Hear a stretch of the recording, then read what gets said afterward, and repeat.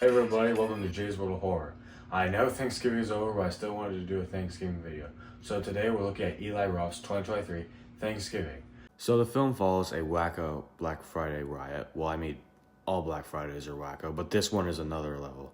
So the initial tragedy takes place at a Right Mart superstore, a cheap ripoff of Walmart. The following year, key players from the mob violence start getting picked off one by one, as a mysterious pilgrim-inspired killer terrorizes the home of the first Thanksgiving. I will be reviewing the 4 essential elements of Thanksgiving. Number 1, historical elements. Number 2, the killer. Number 3, the protagonist. Number 4, the amazing gore. There's a reason why this video counts as credit in my history class. It's a cornucopia of historical references. Thanksgiving the movie is set in the birthplace of the first Thanksgiving, Plymouth, Mass. That's right, the same spot where the Pilgrims settled and broke bread with the Wampanoag at the very first Thanksgiving. The Pilgrims came to Plymouth to escape religious persecution under King James I. One of the passengers on the Mayflower was John Carver. He was the first governor of New Plymouth Colony. Okay, you've been doing your homework there. He's right, you have been doing your homework. And yes, John Carver was the first governor of the Plymouth Colony. Not only was he the first governor of Plymouth, he also was the first to sign the historical Mayflower Compact.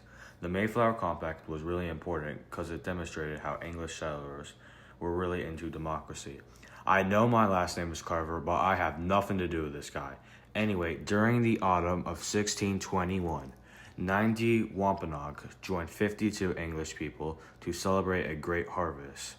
One of the best historical moments, though, in this whole movie is this part. The Wampanoag, Thanksgiving is a day of mourning. That was beautiful, Evan. I enjoyed hearing you read it.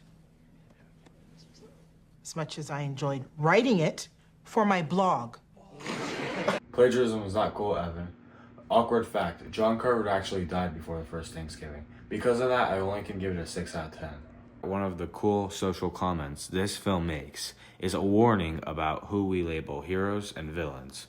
The John Carver masked killer is the town's chief of police. That brings us to element 2, the killer. For a horror movie antagonist, this guy is pretty good. The town sheriff, Eric Newland, is played by Patrick Dempsey, more like Mick Screamy.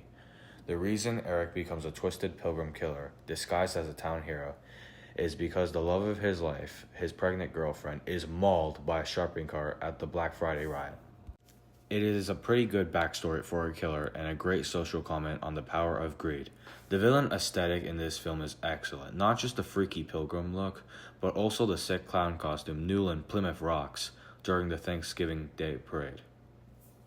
The killer's use of social media to terrorize its victims is eerily well done, and brings the film's criticism of social media to audiences' attention.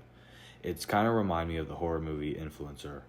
For all of these reasons, I'm giving Newland a high mark, 6 out of 10, but it would have been higher if he didn't do this. This year, there will be no leftovers! So next we have the protagonist. So Thanksgiving is definitely a throwback for these reasons. It seems mainly inspired by I Know What You Did Last Summer and other classics like Halloween and Maniac and Cutting Class with the young Brad Pitt. So I think the protagonists are a main part of that. So the acting isn't my favorite, but they actually are smarter than most teens and slashers. It was a little stupid, though, of them to go into Right Mart and show off. But other than that, they're not terrible. So for my rating, it can't be great, but I'm not going to make it too bad because I'm not a huge fan of the acting, though. So I'm going to give it a 6 out of 10. So we are now down to the last essential element of this movie, the gore. So the gore in horror movies is also like an essential part of it and a part I enjoy. And this movie goes crazy on it. It's especially like really artistic and well done gore before stupid CGI came along. And so the first kill is kind of silly because he kills a waitress at a diner and sticks her face to a freezer. Hey, like flicking A Christmas Story. But the best and grossest, most overcooked part is when Kathleen, Thomas Wright's wife, is cooked and served into a turkey at the killer's home, where the victims and the corpses are. And another good thing about this scene is that we don't get a lot of horror dinners. So this is one of the parts of the movie that is just really gross, but I enjoyed. And trust me, it's better than the dinner scene, Nothing But Trouble. So since the gore in this movie is wild and really goes legit on it, I'm going to actually give it a 9 out of 10. Alright everybody, that is it. Cheers and see you next time.